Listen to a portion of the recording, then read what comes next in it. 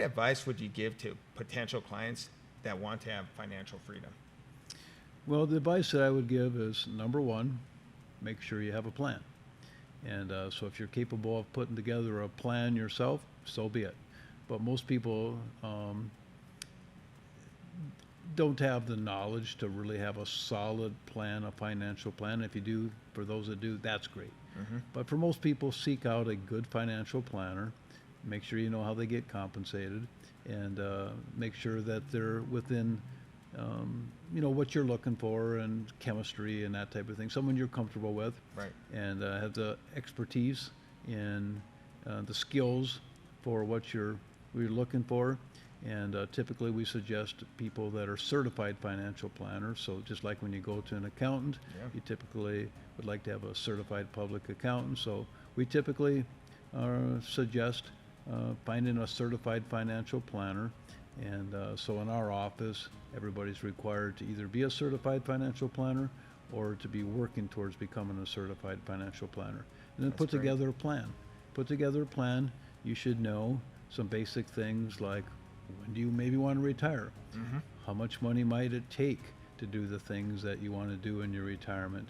And how much money is that going to take? Your different sources of income, from Social Security to pensions, maybe potential inheritance. And so how much you need to put away on a monthly basis, based on the risk level and assumed rates of return. What does it take, to have a solid plan? So how we like to do it, we have a particular program. We like to put all this information in, and then we like to review it from time to time. Are you on track or are you off track? And so if you want to do this or that, is that something that's going to throw your plan off track, or is it something that your plan can adjust to accommodate? And so having a plan, and a written plan, we feel is important. And one thing I like too that you said, having that financial plan, when you have that advisor, someone that's certified, which is, I think, very valuable, is, are you on plan? Or if you're off plan, if you're off plan, how do I get back on plan?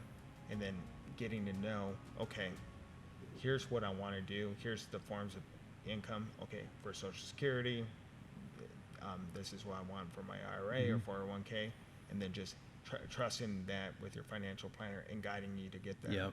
Yeah. So some things that are really important on choosing the right financial planning firm. There's a lot of good people out there, but number one, make sure you understand credentials, and make sure you understand experience, and make sure that you understand how they get paid, and are they acting in the capacity of a fiduciary or not. And as a fiduciary, any advice they give you should ultimately be in your best interest versus perhaps whatever pays the highest commissions. Right.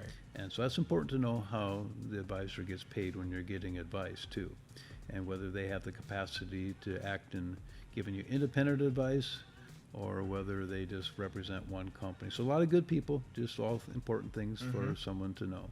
And ask for references as well.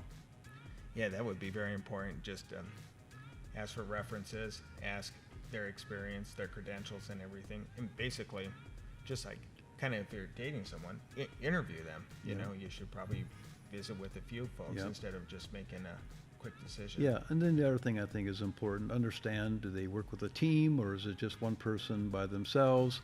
And so in our particular office, we're a group of 18, and there's a lot of good offices, but make sure you understand, you have to maybe be a little bit concerned if there's, and I too, many years ago, started off just with myself, but it's really, really hard to do good planning with just a solo shop, or even a couple people. It's very difficult to do. Right. So typically it takes a big team to really put together a solid plan. And I think a team, just no matter what you do in life, just if you ever like sports and things like that, some of the most successful teams had good leaders, but good role players, good coaches, good general managers, and it all comes together. So they all work together to accomplish the goal of having a solid plan, for who they're serving. Absolutely.